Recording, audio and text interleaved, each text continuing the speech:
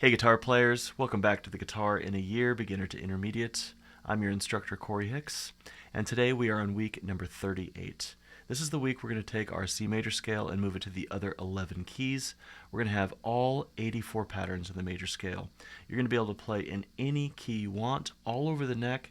You're going to be able to find locations of phrases and melodies and solos, and we're going to be using this information to add in all of our chords, triads, and arpeggios over the next couple of weeks. But before we get started, I just want to have a shout out to all of our Patreon members.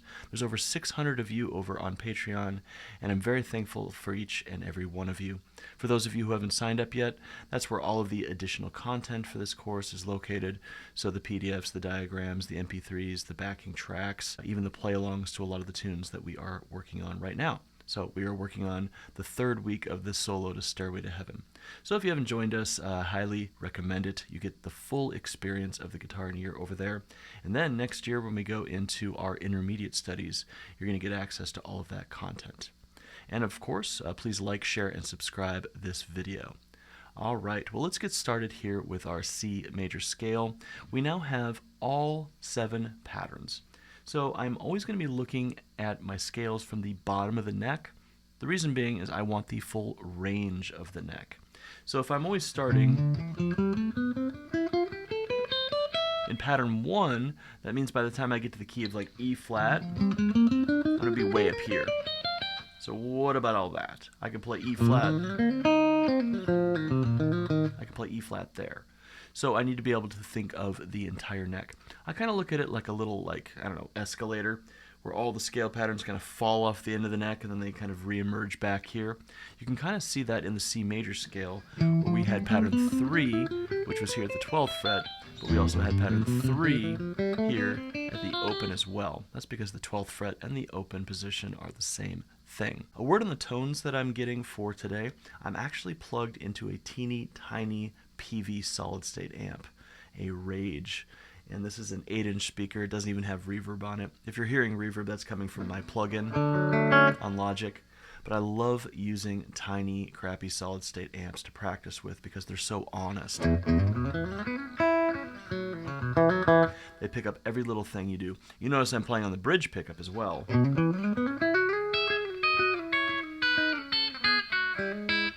So for those of you who are kind of always playing on the neck position, that can kind of soften and round out your pick attack, and some of the transients of your pick attack can kind of get obscured. So if you want to really work on playing accurately and cleanly, I highly recommend a tiny solid state amplifier. You can get these for super cheap. And I just saw a PV Rage on Guitar Center's online website for like $40. So there's no reason not to have one, and you don't have to worry about your pedal board, you don't have to worry about your nice tube amp, anything like that. And I will say, if you practice with this thing all day long and then go to one of your nice amplifiers, it's like getting into a hot tub on a chilly winter day or something. Okay, so I just wanted to bring that up because it is important to be having a mindset for practice. Okay. So back to our scale here, we're going to be going down to the bottom of the neck, and I'm going to put my metronome on for 60 beats per minute. And let's just do triplets this time, so 3 notes per click, and what I want to do is just go through the whole C major scale, okay? So 1, 2, 3, 4.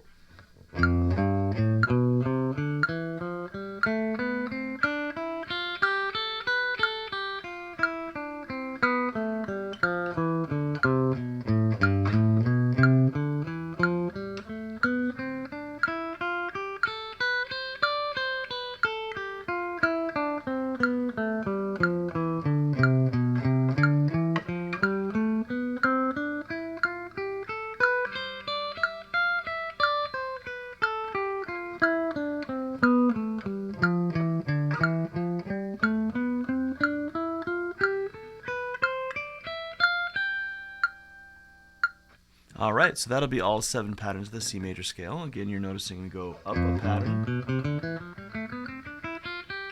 and then the next adjacent pattern, I'm coming back down. Okay. One other little thing to kind of bring up about scales, I keep seeing these videos on YouTube of guitar teachers saying you don't need to practice your scales. but somehow that always comes from a guitar teacher who knows all their scales.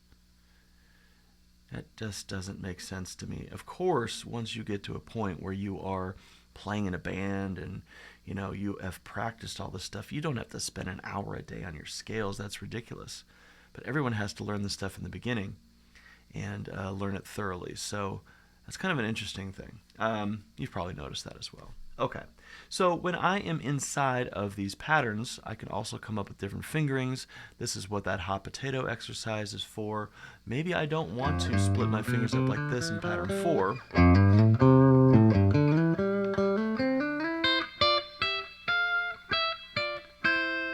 So what I'm doing there is I'm just using my ring finger, sliding into the C note, maybe coming up here. So I'm going to different patterns by using a slide.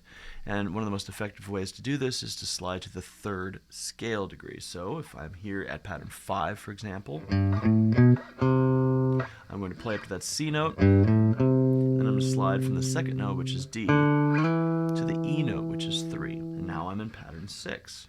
Moving up to the C note, put my middle finger on D, slide up to E. Now I'm in pattern 7. Here's pattern 1. If I want to slide to pattern 2, just put that ring finger down, slide from the D note to the E note.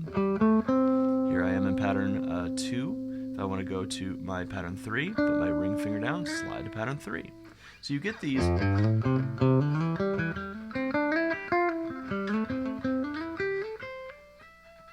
You get these ways of kind of moving around, and that's just with the ring finger. I can go back kind of using a shift with my 1st finger. Now there's the other way of doing this too, which is just finding a place and going to it. I use the same exact note, which is C. I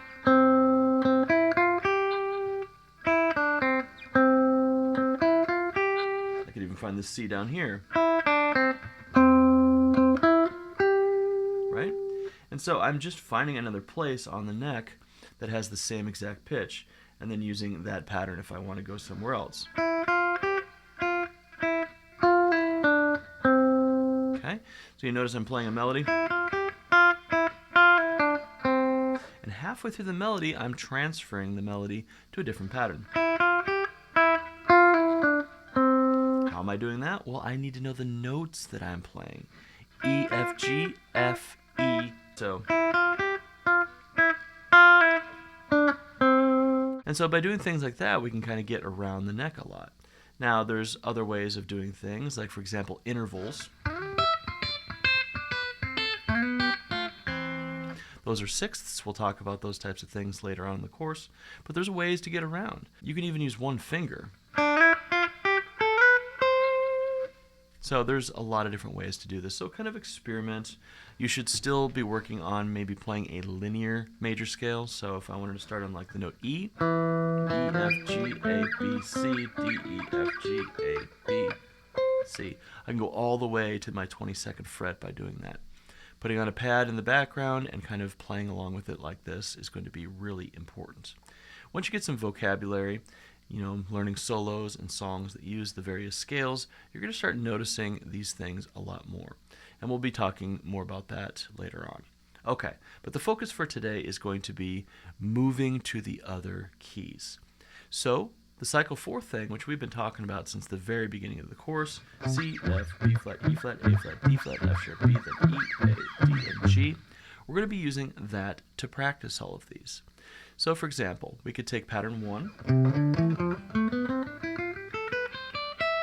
Now, to move that to the key of B major, for example, which is 1 fret below C, I just start on the 7th fret and play the exact same pattern. If I want the key of B flat, I take what I just played and move it back 1. Now we have the key of B flat. If I want the key of A major, I just move it back 1. And now I have that same pattern. In fact, if I don't look at the fretboard right now, it feels exactly the same. Playing here at the 8th fret, playing here at the 5th fret feels exactly the same under the fingers. It's just where I start that gives me that other key. So, here's A flat, and G, and F sharp, and F, and E. Falls off the neck. Here's E flat, here's D, here's D flat, and now I'm back at C. So that's one pattern, but what about connecting it with pattern 2? Well, as we've seen, pattern 1 and pattern 2 share an awful lot of the same notes. All of them, in fact. So if I want to make that a B major scale, both of them shift down 1 fret. Here's a B major scale, pattern 1, and a B major scale, pattern 2. Here's a B flat major scale, pattern 1, and a B flat major scale, pattern 2. Here's an A major scale, pattern 1, and an A major scale, pattern 2. There's a G major, pattern 1, you get the idea. Now what about pattern 3? Well, we did pattern 1, here's pattern 2, here's pattern 3. So let's do that on B major. Here's pattern 1 on B major, here's pattern 2 of B major, and here's pattern 3 of B major. Let's say move it to G.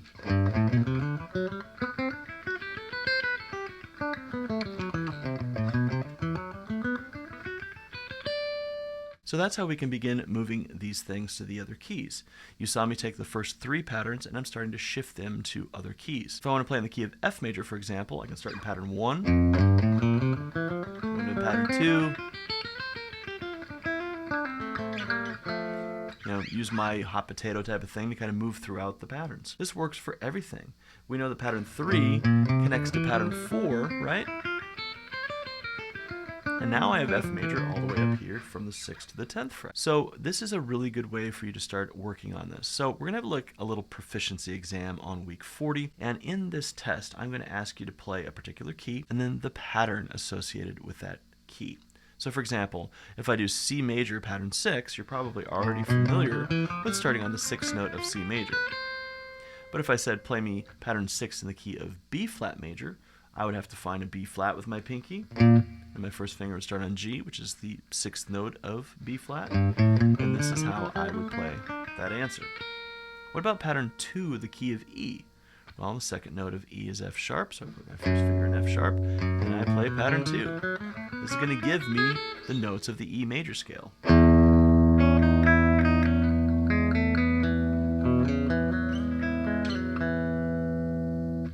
So what if I want pattern 3 of B major?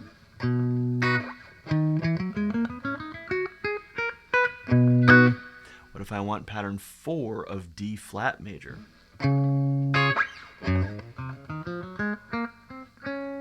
What if I want pattern 3 of A major? So this is how I want you to practice. We're going to use kind of like a randomizer here. You have a 12 against 7 type of feel, meaning grab a random note from the 12, or you can use cycle 4, and then work through your patterns. So for example, let's take cycle 4 for our notes, and then we're just going to keep going up by a number each time. So here's how that would look. I'm going to play pattern 1 of C major. Great. Now I go to F. Now I want pattern 2 of F. Next, I'm going to go to B flat, but I need pattern 3. Next, I'm going to go to E flat, but I need pattern 4. Next, I'm going to go to A flat, but I need pattern 5. Next, I'm going to go to D flat, but I need pattern 6. Next, I'm going to go to F sharp, but I need pattern 7. Next, I'm going to go to B major, but I need pattern 1. Next, I'm going to go to E major, but I need pattern 2. Next, I'm going to go to A major, but I need pattern 3. Next, I'm going to go to D major, but I need pattern 4. And finally, I'm going to do pattern 5 of G major. And then you could go around to pattern 6 of C major. So now I do this. I need pattern 7 of F. So hopefully that makes sense. This is a really good way to practice your scales because you have to go there and find something. This is exactly what happens when we're learning songs. When you're learning songs, let's say you just download the tab from the internet from a particular song. I need to be able to find that pattern. So let's take a song like Refugee by Tom Petty. And you want to learn that intro solo. Well, that intro solo is being played in pattern 6 of A major. Here's pattern 6, and here's the solo.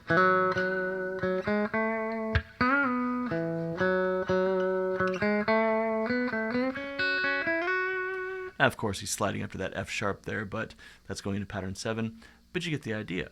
Any melody you may want to learn, you can just move it around. What if you wanted to play, remember Happy Birthday, we learned that very early on. Let's say you wanted to play Happy Birthday in a really weird key. Let's say F sharp. Well, all I have to do is find pattern 3 in F sharp, and I'm off to the races.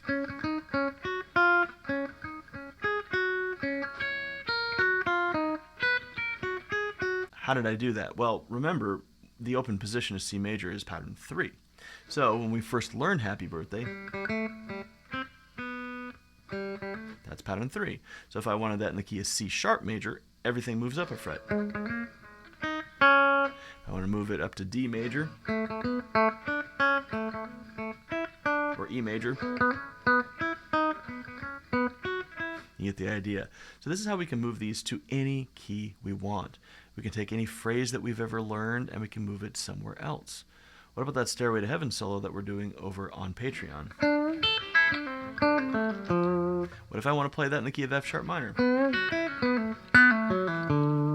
And this is how we develop vocabulary.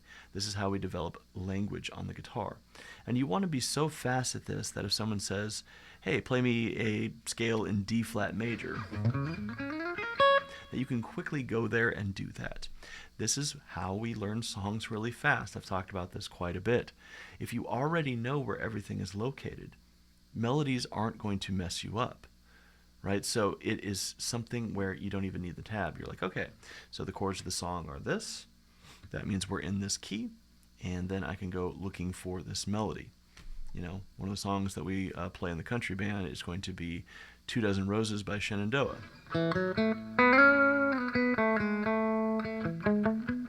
What if I want to play that somewhere else in the key of A? What if I did it here? What if I did it here?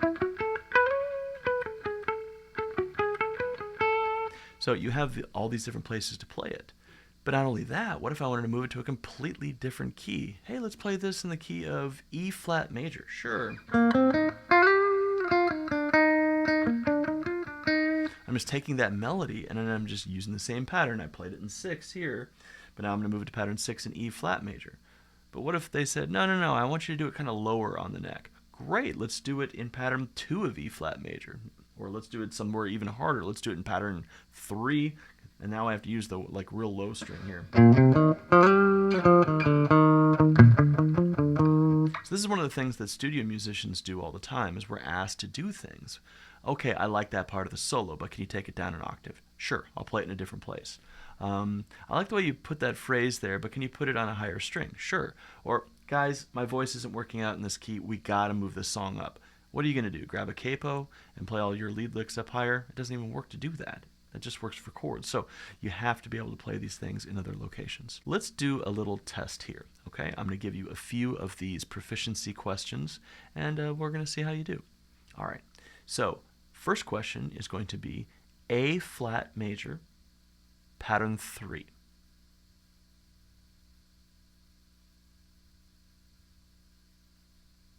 A flat. We're going to play the pattern 1, which is giving us the first, second, and third notes of A flat. I'm going to put my first finger on that third note and play pattern 3.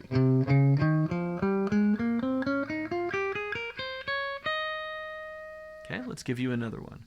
I need E major, pattern 6.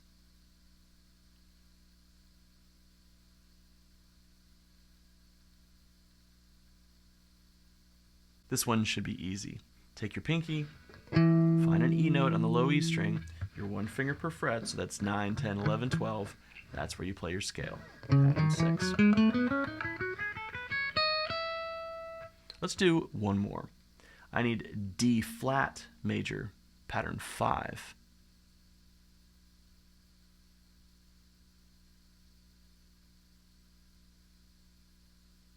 Still stuck? Well, D flat is a half step above C, right? So if I played C major, pattern 5 here, all I do is move that up 1 fret. And then I would have D flat major, pattern 5. Lastly for today, we're going to take one brand new key and we're going to do all of the scale practice that I want you to do for maintenance every day. We've been talking about C quite a bit, so we're going to move to the next one, which is F major. And for that, I'm going to be playing pattern 1 on F, pattern 2 on G, pattern 3 on A, pattern 4 on B flat, pattern 5 on C, pattern 6 on D, and pattern 7 on E. Just for today, I'm going to be going up once with eighth notes, once with triplets, and once with sixteenths. We're always going to be starting on the root, so make sure you're thinking about that. Pattern 1 is going to start with F on the low E string. Pattern 2 is going to start with F on the D string. Pattern 3 is going to start with F on the A string there. So we'll pattern 4 and pattern 5.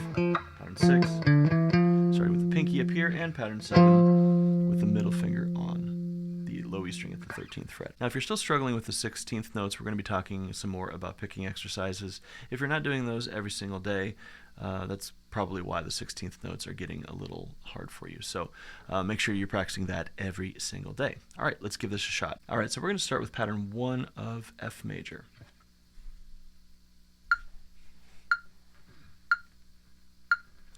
One, 2, 3, 4.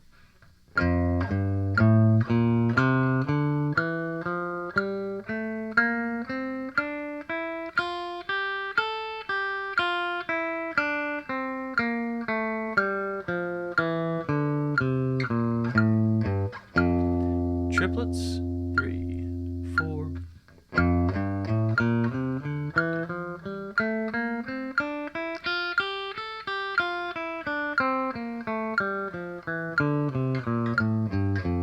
Sixteenths, 2, 3, 4.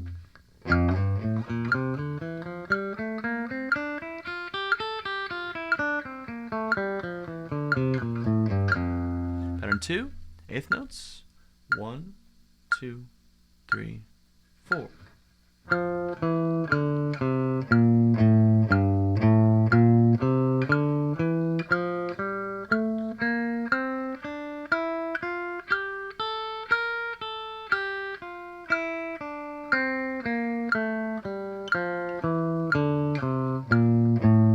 Always back up to root.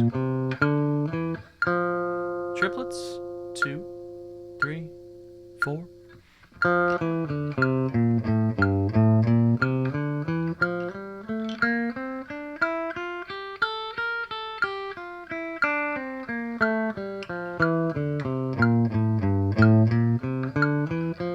Sixteenths, 2, 3, 4.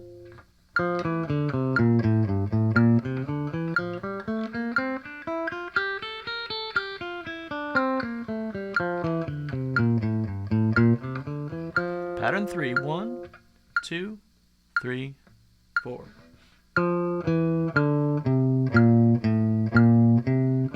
If you're one of the students that's like, wait, I'm not ready, you gotta get ready. The whole goal is doing this without having to think about it. When you're playing in a band, no one's gonna wait for you. 2, 3, 4.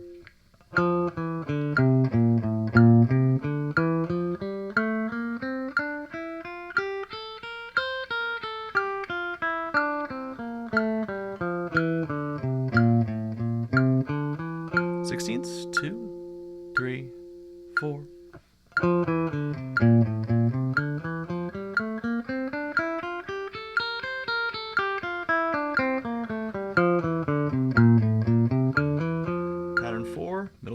F. 1, 2, 3, 4.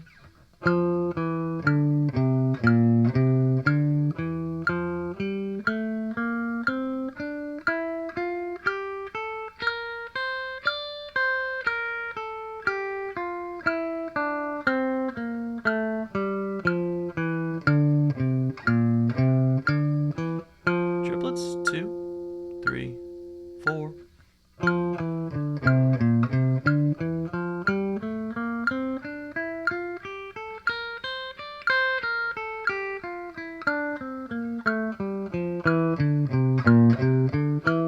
Sixteenths, 2, 3, 4.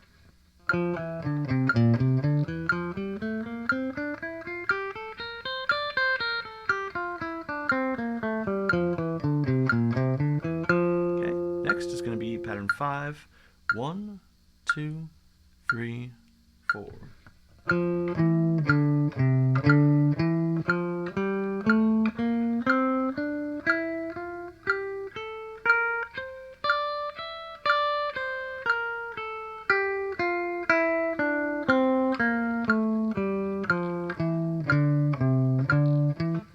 Triplets.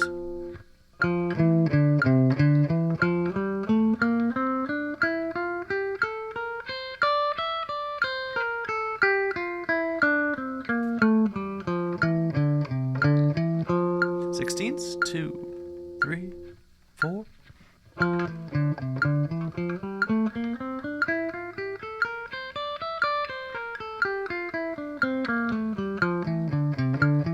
Pattern 6, 2, 3, 4.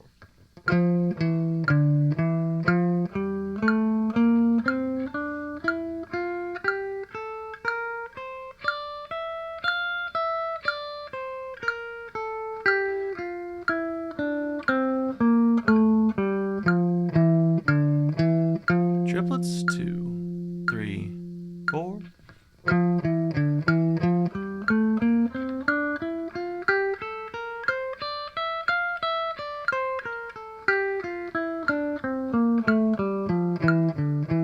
Sixteenths, 2, 3, 4.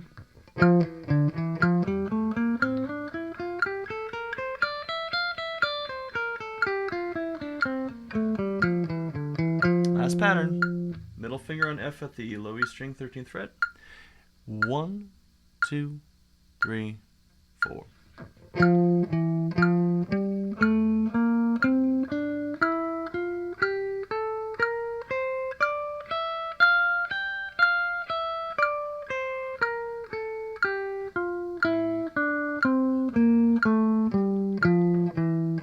Eighths, triplets.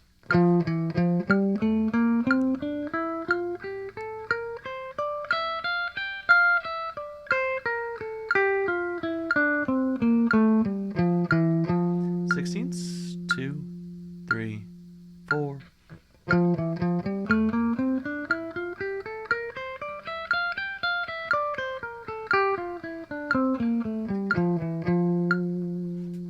All right, that requires quite a bit of concentration. I want you to be able to do that in any of the 12 keys because they all feel exactly the same under the fingers. What you're really training here is the mind. You have to be able to do that little bit of math to be able to find where a pattern is going to be. And then you have to go there quickly. So this does need to be almost instantaneous. And this is going to be important for not only improvisation, but like I said, for learning songs as well. All right. Well, if you have any questions, please put them in the comments below. You can reach out to me over on Patreon. I still have a few open slots for lessons, so if you're looking for guitar lessons over Zoom, you can contact me over there. All right, I hope you have a wonderful week of practice. Next week, we're going to be taking a look at some more practicing for this and also integrating the triads. Our test on the week 40 is going to be mostly on these scales and also on the triads integrated into the patterns. So we'll talk about that next week. All right, have a great day, and I will see you soon. Peace.